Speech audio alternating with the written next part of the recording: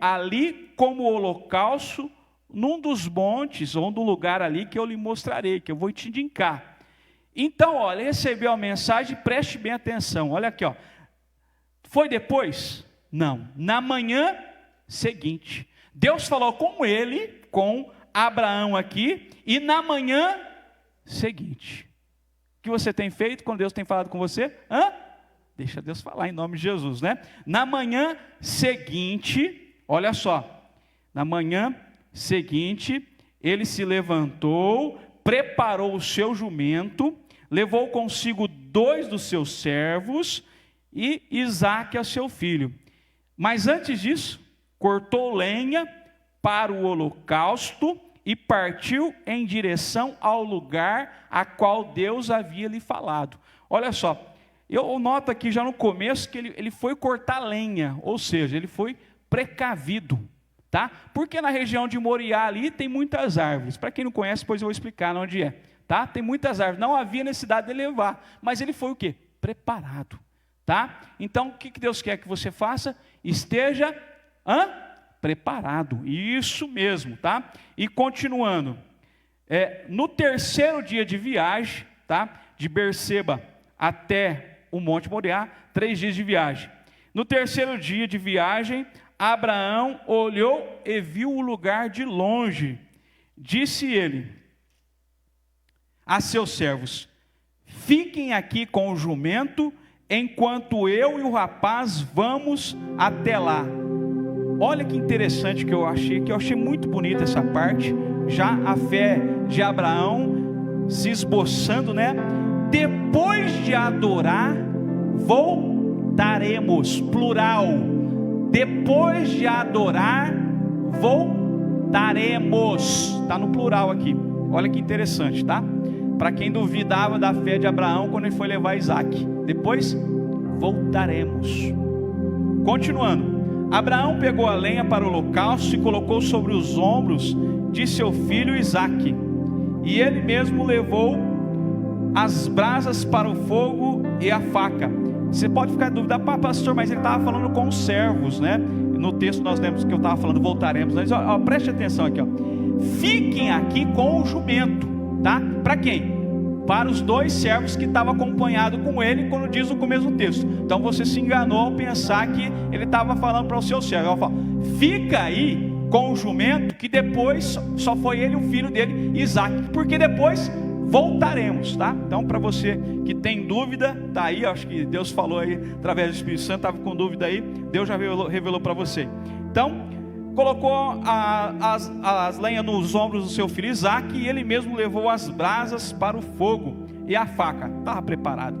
E caminhando os 2 juntos, Isaque disse ao seu pai: Abraão, meu pai, as brasas, sim, meu filho, respondeu Abraão. Isaque perguntou: as brasas e a lenha estão aqui, mas onde está o cordeiro para o holocausto? Respondeu Abraão: Deus mesmo há de prover. Mais uma vez, Deus mesmo há de prover. O tema da mensagem de hoje é Deus proverá. Então está escrito aqui, ó: Deus mesmo há de prover o cordeiro para o holocausto, meu filho. E os 2 continuaram e caminharam junto. Olha, outra palavra pela fé, né? Ele falou que ele e seu filho voltaria, e falou que Deus ia prover o holocausto. Continuando. Quando chegaram ao lugar que Deus ali havia indicado, Abraão construiu um altar sobre ele e arrumou a lenha. Amarrou seu filho Isaque e colocou sobre o altar, em cima da lenha. Então estendeu a mão, pegou a faca para sacrificar seu filho. Mas o anjo do Senhor o chamou do céu, dizendo: Abraão, Abraão. E ele respondeu mais uma vez: eis-me aqui, estou pronto. Não toque no rapaz, disse o anjo, não lhe faça nada. Agora sei que você teme a Deus, porque não me negou seu filho, o seu único filho. Abraão ergueu os olhos e viu um carneiro preso pelos chifres num arbusto. Foi lá pegá-lo e sacrificou-o como holocausto em lugar do seu filho. Abraão deu àquele lugar o nome o Senhor proverá. Esse é o tema da mensagem. Por isso, até o dia de hoje se diz: no monte do Senhor se proverá. Pela segunda vez o anjo chamou a Abraão e disse: juro por mim mesmo, declara o Senhor, que por ter feito o que fez, não me negando o seu filho, o seu único filho, esteja certo de que abençoarei e farei seus descendentes tão numerosos como a estrela do céu, como areias das praias do mar. Sua descendência conquistará as cidades dos que lhe forem seus inimigos, e por meio dela todos os povos serão abençoados, porque você obedeceu. Somente até aí. E finalizando, força mais uma vez, porque você obedeceu, tá? Então vamos orar em nome de Jesus.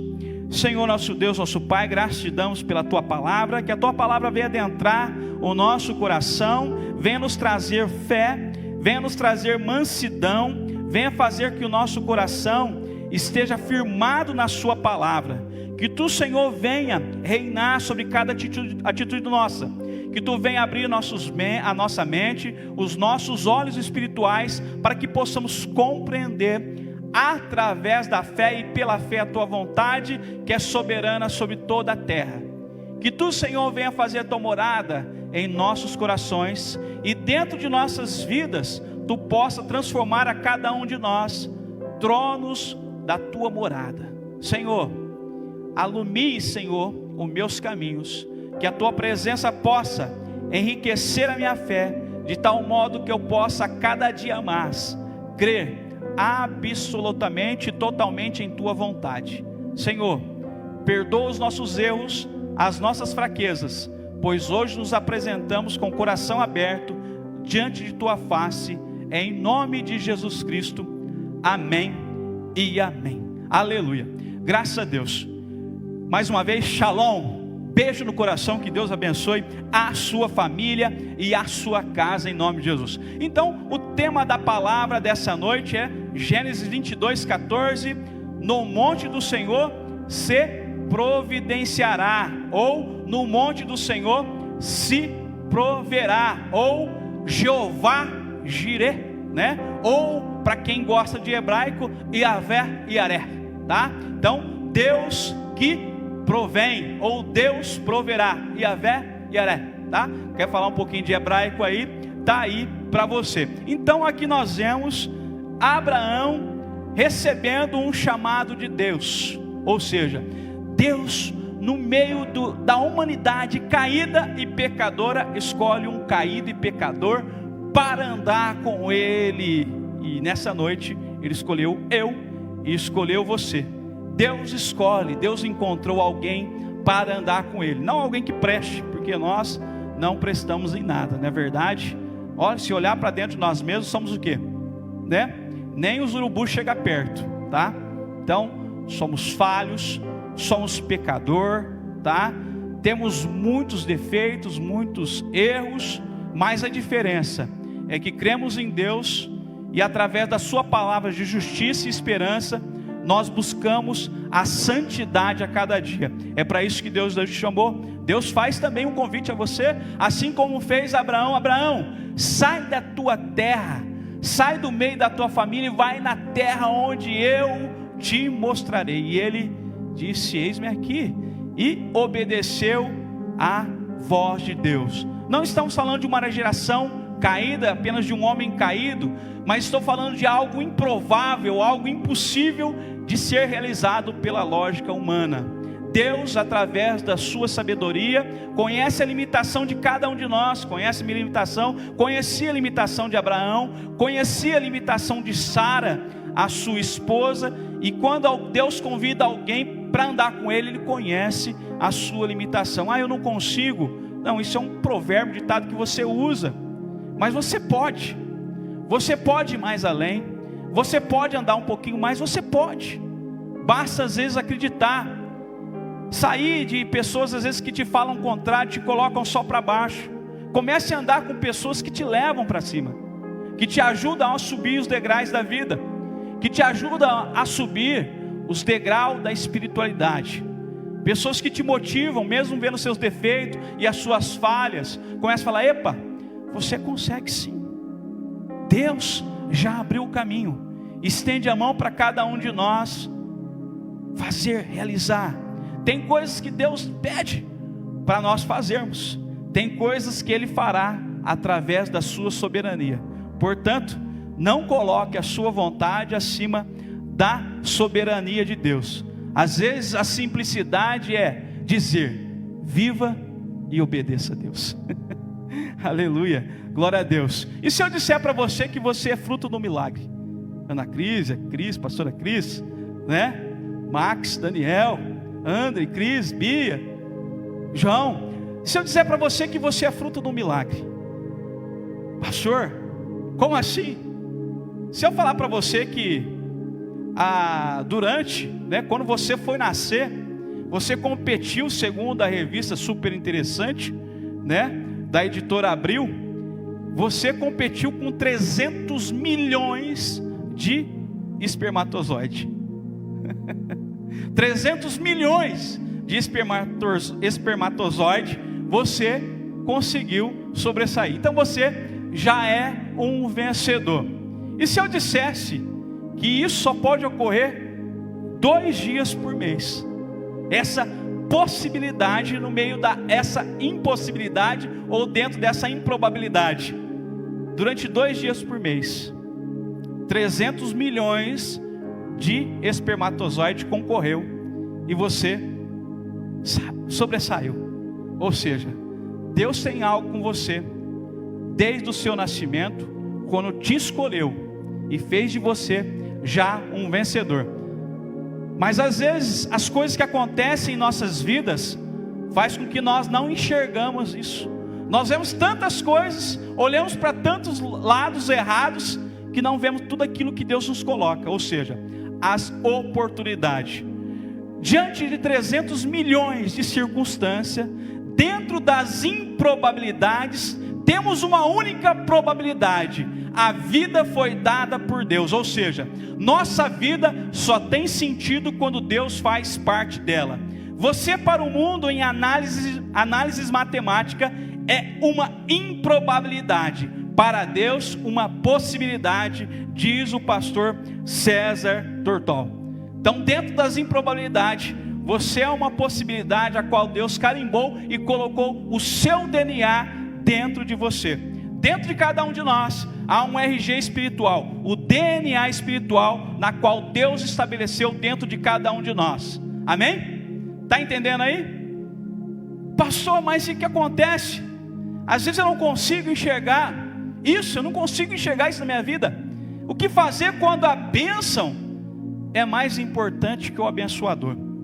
Infelizmente é isso que acontece. A vida não pode ser mais importante do que o dono dela. Ai, meu Deus. Ai, doeu, hein, pastor? A vida não pode ser mais importante do que o dono da vida. A bênção não pode ser mais importante do que o abençoador. O presente não pode ser mais importante do que o presenteador. E quando a vida se torna mais importante do que o doador da vida? E quando a sua vida, os seus sonhos e aquilo que você almeja se torna mais importante do que as coisas dadas por Deus? Ah, pastor, isso nunca. Sabe quando acontece isso? Quando eu coloco todas as outras em primeiro lugar e Deus em segundo estágio. É quando eu fico mais tempo em meios eletrônicos, em Facebook, em séries, né? Agora, primeiro era filme, né? Prendi um pouquinho. Depois surgiu a novela que se amarra e fica lá e vai prendendo. Agora é série. Quanto tempo você fica perdendo em série e quanto tempo você fica investindo em Deus?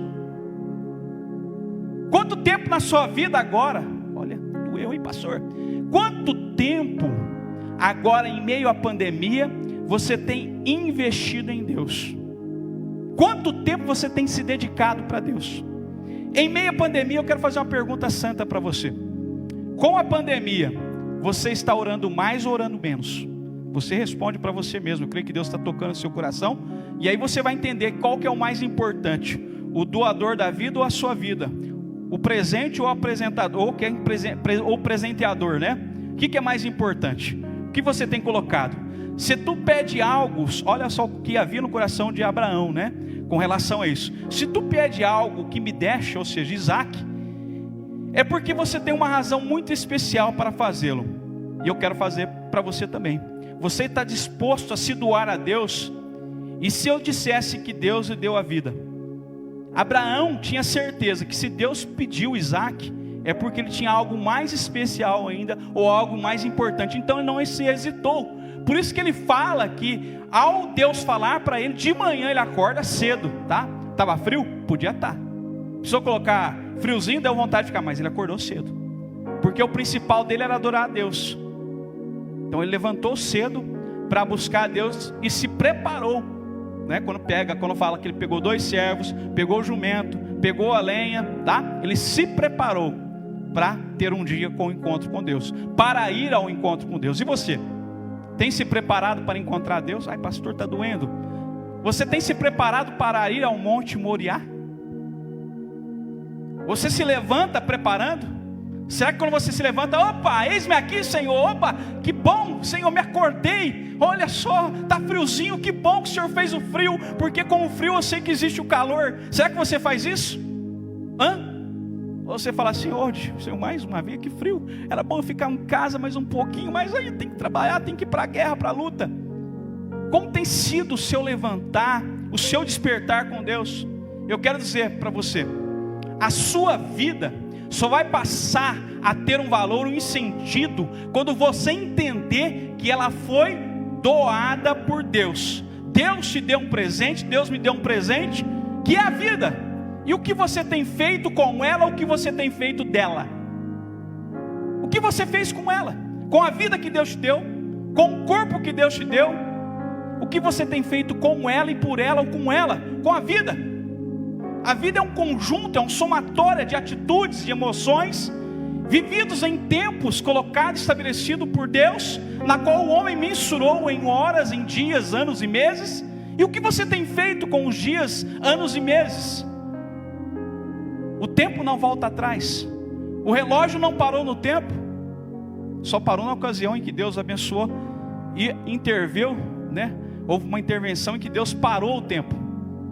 Mas o que você tem feito com uma vida? Ou você tem parado no meio do caminho?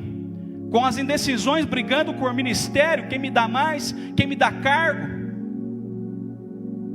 Você já parou para olhar e perguntar para Deus, Senhor, qual que é a tua missão na minha vida? Qual que é a tua vontade sobre ela? Eu quero obedecer.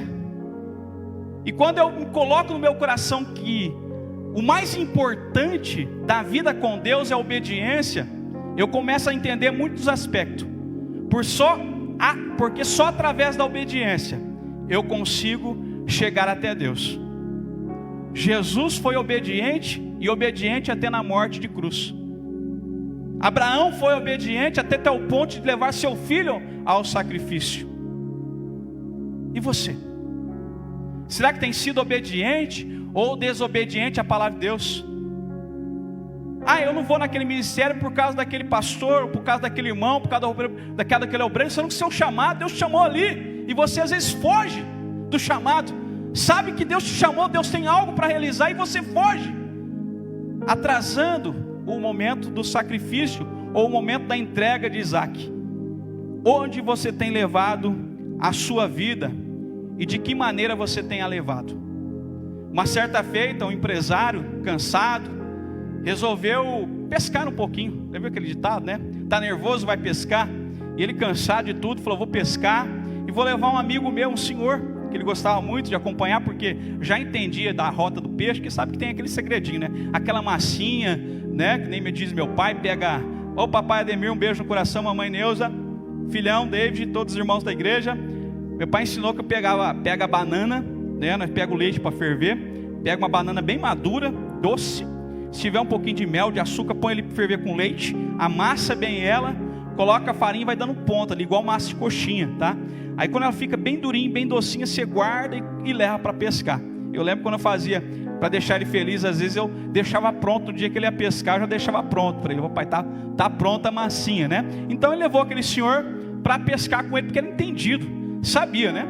E quando ele foi lá, aquele homem sucesso total, era a época de pescar, foi lá e pegava o peixe, só que ele tinha um comportamento diferente. Ele pegava o peixe, media o tamanho da sua mão, um palmo, se passava de um palmo ele jogava para o rio de volta. E ele toda hora pegava um peixe, opa, deixa eu medir, opa, deu um palmo, esse fica.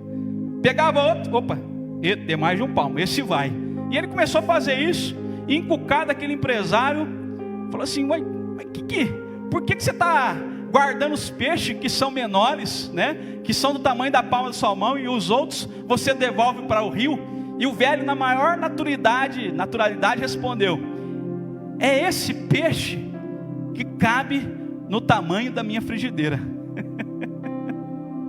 A lição para você: não tenhamos desproporcional ambição diante daquilo que Deus preparou para nós, porque Deus proverá. Aleluia.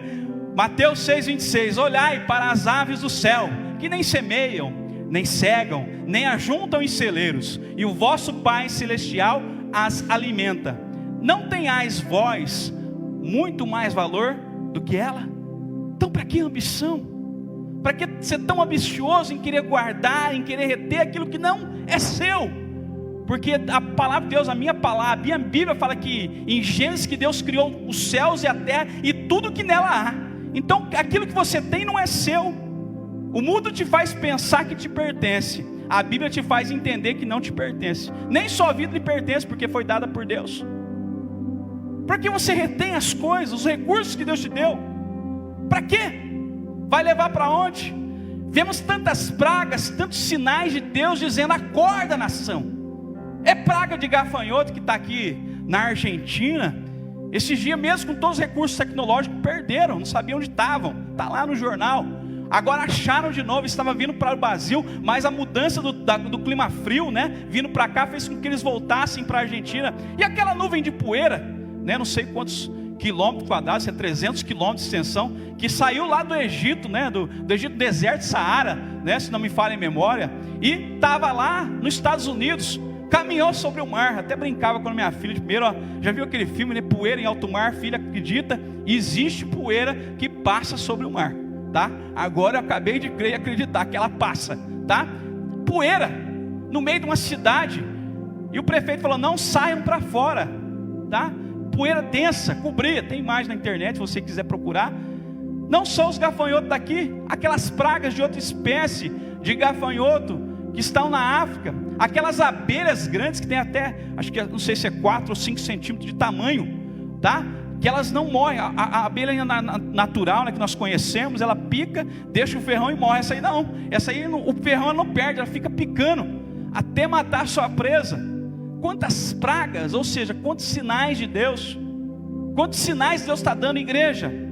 Volta para Deus, volta para os caminhos, volta para os caminhos da santidade, da adoração. Esqueça as falácias, esqueça os falatórios, siga aquilo que Deus determinou na sua vida, mas dê o melhor, deixa Deus ocupar o primeiro lugar na sua vida de fato.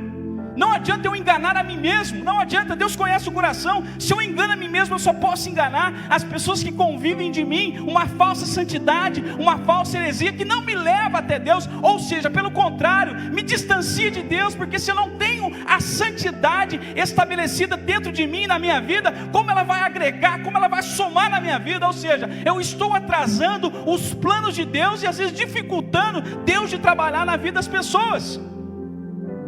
Para de mimimi, está na hora da igreja amadurecer, se santificar, orar, buscar a Deus.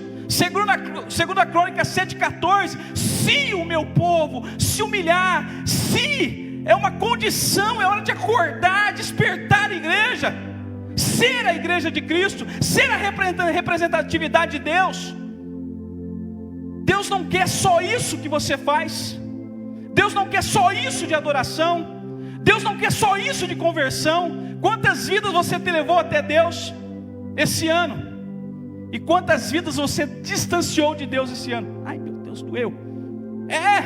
Porque o nosso testemunho atrai pessoas a Deus ou distancia de Deus.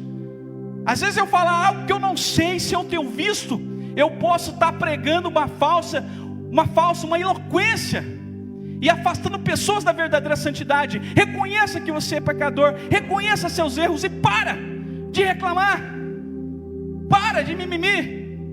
A santificação, ela exige frutos, é lágrima, é dor, é autenticidade, é não se prender às coisas do mundo, é estar em colocar Deus em primeiro lugar na sua vida. Quando você está disposto a devolver para Deus aquilo que de natureza já pertence a Ele, ai meu Deus, a sua vida financeira, espiritual, os meus negócios vão bem, o meu negócio está dando certo, mas você tem se doado na igreja, você tem abençoado a tua igreja, você tem cooperado com ela, você tem preocupado com o seu pastor, pastor, se eu preciso de alguma coisa, nesse tempo de pandemia, pastor, eu sei que os recursos podem estar caindo, mas eu estou aqui, estou te abençoando, ou às vezes não é perguntar, é levar. Não estou falando isso para a nossa denominação, mas para as pessoas que estão assistindo, que às vezes são de outras denominações. Quantas vezes você visitou o seu pastor no meio, não estou falando para você vir lá na casa dele, mas hoje pode fazer até o pastor Ser, que o senhor vive da obra, está aqui, estou te ajudando. Eu sei que o irmão trabalha, então está conseguindo trabalho agora, pastor, o senhor sabe quem são as ovelhas que necessitam, está aqui, abençoa alguém que precisa. É assim, irmãos. Você está disposto a dar, porque a fila de pedir é sempre maior. Já reparou? Tem muitos locais que estão assim, muitas igrejas que estão lotadas de pessoas pedindo, mas poucas em agradecer. Pastor, o senhor está equivocado. Vem no culto de oração. Quantas pessoas tem? Vem num culto da providência divina e vê como vai estar. Será que eu estou errado? Quando Deus curava, quantos voltavam para agradecer? O próprio Criador de todas as coisas. Quando Deus criava os leprosos, quantos voltavam para agradecer? E você, o que você tem feito? O que você tem feito com a sua vida mostra o que tem mais importante sobre ela. Abraão obedece. Deus pede o mais importante na vida de Abraão: o filho. E eu quero dizer, para a lógica da fé, eu te darei de volta, Senhor, pois tu sabes o mais importante do que aquilo que tu me destes. Olha só como é que é a prática da fé, a lógica da fé é inverso. Senhor, eu te darei de volta, porque tu sabes aquilo que é mais importante, porque tudo que eu tenho foi tudo aquilo que tu me deste. Ou seja, a lógica da fé é inversa. A lógica da fé, eu agradeço mais, não é eu peço, eu agradeço, porque se eu agradeço, mostra que eu tenho confiança em Deus. Agradeça mais a Deus, esteja disposto a obedecer a Deus de fato, naquilo que Ele pede sobre você. Seja disposto a se doar, e seja disposto, por mais que as circunstâncias estejam difíceis ou duras.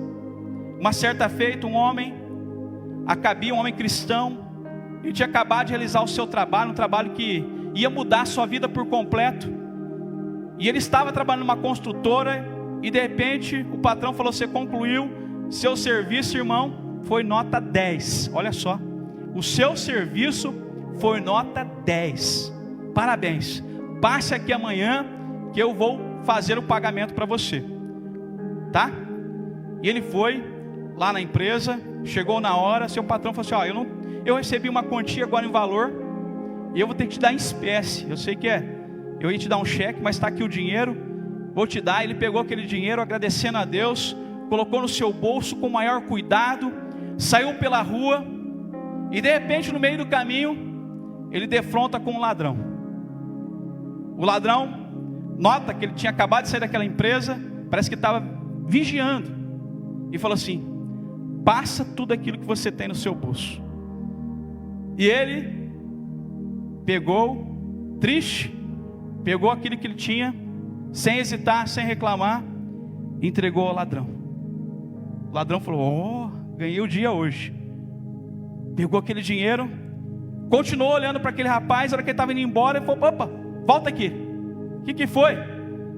essa calça sua é 10, hein? Ô mano, passa ela para mim. Aí aquele homem voltou, pegou sua calça, tirou, ficou só com a roupa de baixo, naquele frio. E ele falou assim, ó, pode pegar a minha, vai com a minha, mano, eu vou com a sua. E ele pegou, foi para casa, ó, só que vaza logo, sai de perto. E aquele ladrão foi embora contente, sorrindo. Aquele homem foi triste para casa, de cabisbaixo. Chegou na sua casa, sua esposa feliz em vê-lo. Oi amor, como você está? Estou feliz em vê-lo você. Que bom, deu certo o pagamento hoje. E ele cabisbaixo, triste, abaixa a cabeça e explica para a esposa aquilo que houvera acontecido. E a sua esposa olha para ele e fala assim, meu amor, não perca a fé, Deus proverá. E ele triste, cabisbaixo, sua esposa vai lá, fala assim, ó, vai lá, toma um banho, vai relaxar um pouquinho, eu vou preparar uma janta deliciosa para você. Fique tranquilo, Deus proverá. E aquele homem começa a tomar banho, começa a chorar ali no chuveiro, em lágrimas. A sua esposa começa a fazer o jantar, e eles começam a jantar ali, oram pelo jantar, agradecem a Deus pela vida, por estar do lado da pessoa amada. Quantas vezes, irmão, você não pode ter nada, mas agradeça a Deus pelo aquilo que você tem. A sua esposa, os seus filhos, a sua casa, a sua família, perdoe, pois nós não sabemos quanto tempo teremos a vida. Ele chegou, comeu bem, agradeceu a Deus pelaquela comida. A sua esposa agora foi lavar a louça, colocou a louça para lavar, lavou certinho, pegou as roupas para lavar, pegou a calça. Ele falou, opa, aí bem que meu esposo falou que essa calça não é dele, mas tá boa, eu vou lavar. A hora que a esposa virou ao contrário a calça, o pagamento estava dentro do bolso daquela calça. O ladrão pegaram o pagamento, roubou, colocou na calça que o ladrão estava. E ao trocar a calça não percebeu que o dinheiro que ele tinha colocado estava na calça que ele tinha trocado. Deus é o Deus da providência. O que eu quero dizer com isso é que Deus sabe o que tem, o que é de melhor para cada um de nós. Pode às vezes hoje estar faltando alguma coisa, mas Deus proverá. Confie em Deus, acredite em Deus, por mais que as coisas não pareçam estar legais, por mais que as coisas não pareçam estar tendo um sentido certo, mas aprenda a acreditar em Deus e obedecer a palavra de Deus. Uma vez alcançado a bênção, e o que virá depois? O júbilo. Olha, eu estava orando hoje e eu entendi uma verdade. Isaac, a palavra Isaac em hebraico pode simbolizar risos ou júbilo, tá? Então eu entendi uma verdade cristã, que nós temos que entender isso, que por mais a nossa vida é trilhada por caminhos que às vezes passam por desertos. No caso de Abraão, às vezes é necessário sair da nossa terra, sair da nossa comodidade, passar pelo deserto como Abraão passou, orar para Deus. Deus providenciou, depois no meio do deserto, Isaac, que simboliza júbilo. Ou seja, na nossa vida espiritual, há uma necessidade, há um chamado para cada um de nós, assim como Deus fez para Abraão. Há às vezes a necessidade de passar pelo deserto, como o povo de Deus passou com Moisés, como Jesus passou pelo deserto, para chegarmos a Canaã, ou seja, ao júbilo, ao riso, a chegar a Isaac, chegar à providência de Deus, chegar a Canaã, chegar a Jerusalém espiritual, há um caminho que deve ser trilhado. Só durante esse caminho que nós teremos regozijo, que nós seremos jubilosos, como simboliza o nome Isaac. Quantas pessoas, quantas igrejas vazias, pessoas que perderam tudo e não conseguiram ver a fé no futuro. Oh meu Deus, perderam tudo e não conseguiu ver a fé futura. Acharam que perderiam tudo, assim como Abraão. Olha só, Abraão mesmo perdendo aquela coisa que ele mais amava, que ele orava para ter na sua vida, de maneira nenhuma duvidou de Deus. Quando o doador da minha bênção deixa de ser o mais importante na minha vida, as coisas não funcionam, não andam bem. Por isso é notório que a obediência para Deus, olha só, a obediência para Deus deve ser irrestrita. Não vá depois das 5 virgens que ficaram para trás. Oh, eita Deus! Não siga 5 virgens que ficaram para trás sem azeite. Aleluia. Não fique atrás delas, tá? Mas caminhe com as 5 virgens que não deixaram faltar o azeite.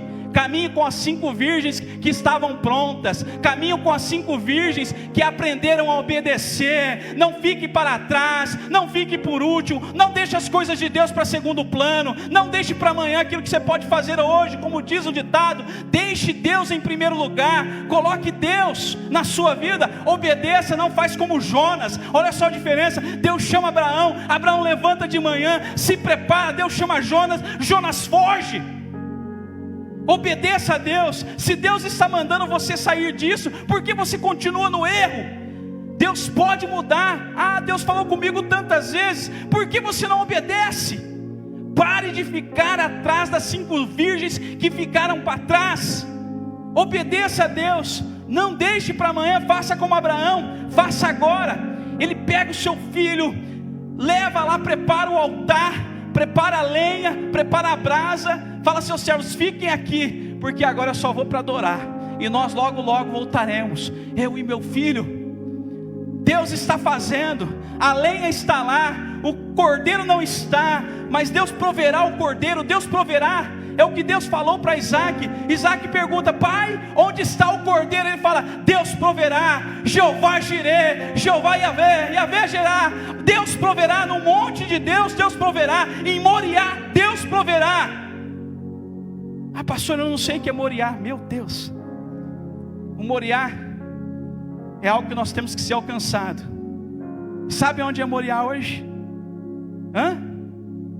Onde Deus falou com Davi, onde Salomão fez o templo. Hoje Moriá é onde está o templo de Deus. Onde está hoje atualmente a Doma da Rocha, aquela cúpula dourada.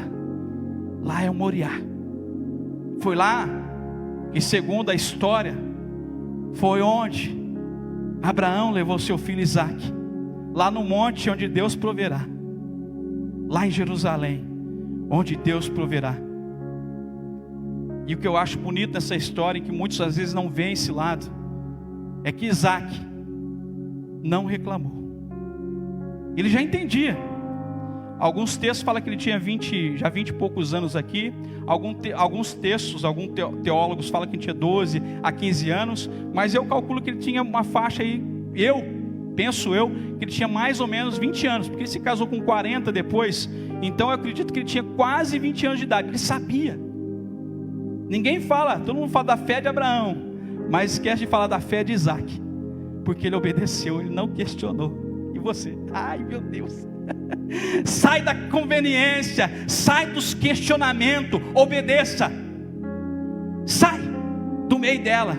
Às vezes a mais autenticidade, a maior autenticidade nas virgens que ficaram para trás do que na sociedade atual, diz o pastor César Tortol. Doeu, pastor. Vou falar mais uma vez para você.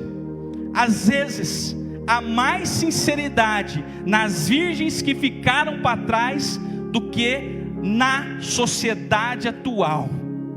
Meu Deus, isso quebra cada um. Ai, meu Deus do céu.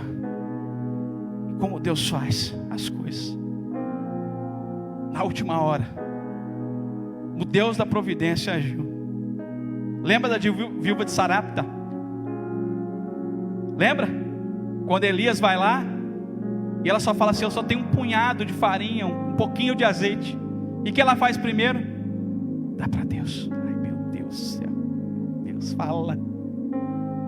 Lembra aquele jovem que pescou? Eu só tenho 5 pães e 2 peixinhos. Mas ele dá para Deus. Ai, meu Deus. Ai, Deus, fala.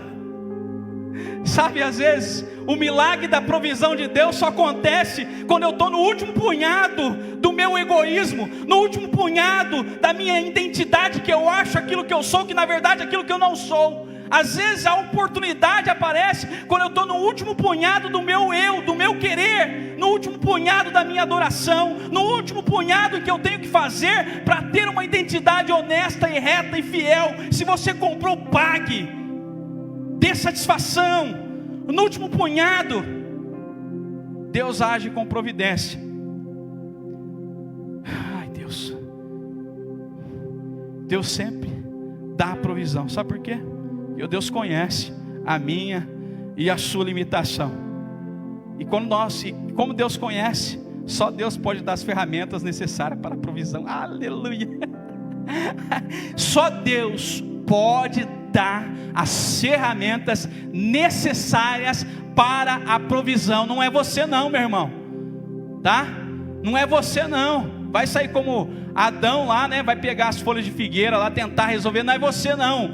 Só Deus tem as ferramentas certas, as ferramentas necessárias. É por isso que ele chama Deus da provisão. Ou seja, confie em Deus nos tempos da angústia, mesmo nessa sociedade corrupta.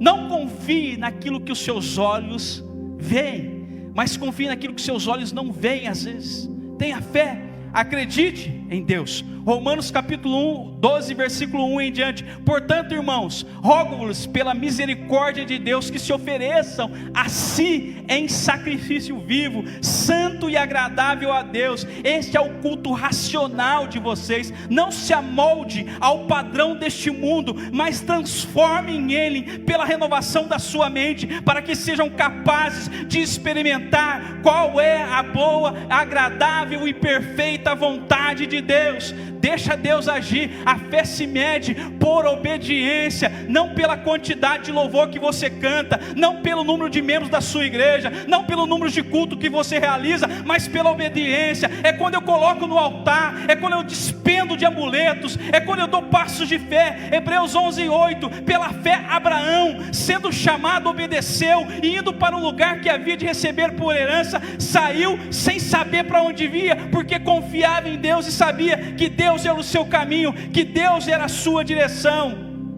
A fé no Cordeiro que apareceu, a entrega.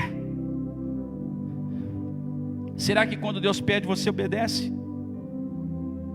A fé visualiza os planos de Deus, você visualiza apenas os planos de sua mão. Se Deus disse que essa geração seria de grandes nações, Ele confiou, porque Ele sabia que Deus podia ressuscitar mortos. Aleluia. Pare de bater na porta para saber o que vai acontecer. Aleluia. Deixe de acreditar naquilo que as pessoas te dizem e se preocupe com aquilo que Deus tem a dizer. Para de procurar, para de bater a porta para saber primeiro. Para de ficar procurando, se preocupando. Apenas obedeça a Deus e apenas acredite em Deus. Deus tem um momento, Deus apareceu, Deus fez como Abraão, Deus enviou Jesus parecido com Isaac, o pai. Deus enviou o Cordeiro, sabe por quê? Porque Deus proverá. Deus enviou Jesus porque Deus proverá. Deus enviou Jesus no Monte Moriá porque sabia o que iria acontecer. Deus sabe o que iria acontecer.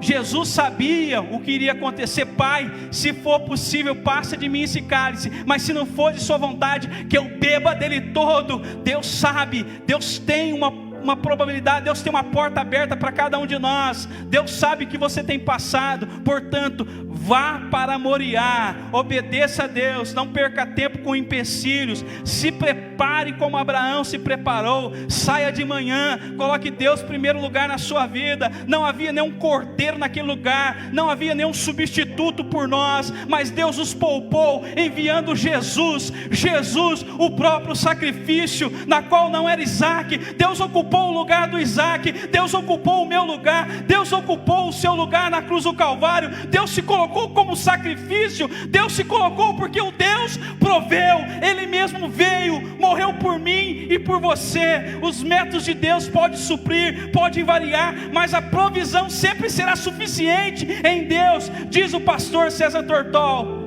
Em Deus, sempre a provisão é suficiente. Sempre em Deus, a provisão é suficiente. Sempre em Deus. Em tantos relatos, nós vemos que Deus expressa a característica realmente do seu nome, Jeová Jireh, o Jeová que provém. Deus deu a Abraão um filho, Deus deu o cordeiro para sacrificar no lugar do seu Isaque. Neste milagre podemos observar as formas como Deus concede a provisão a cada um de nós. Por um lado, o Senhor pode suprir o que for necessário, usando o seu próprio poder, como fez para multiplicar de forma sobrenatural os poucos recursos disponíveis. Por isso cabe a cada um de nós exercitar a nossa fé incondicional, que você possa obedecer a palavra de Deus, mesmo que seja contra a razão e lógica humanas, porque Deus com frequência usa o ser humano que já tem em mãos. Pode parecer pouco diante das necessidades, e com frequência seremos tentados a ficar às vezes sozinhos, e em vez disso o desafio é seguir o exemplo desse homem de Deus, de Abraão, seguir o exemplo daquele jovem que deu seu lanche a Jesus, seguir o exemplo da viúva de Sarepta, que não aceitou primeiro lugar a sua vida, mas aceitou primeiro Deus. No final, todos eles puderam concordar com uma coisa: Deus provê. Que Deus possa abençoar a minha vida e a sua vida, e que você possa entender que Deus provê. Fala na sua casa aí, Jeová Jireh. Fale mais uma vez que no monte Deus proverá, em nome de Jesus. Eu gostaria que você inclinasse a sua cabeça. Na sua casa agora, você que às vezes está desviado dos caminhos de Deus, você que às vezes não tem falado mais com Deus, tem perdido a vontade de orar, você que por algum motivo tem desviou da igreja, você que por algum motivo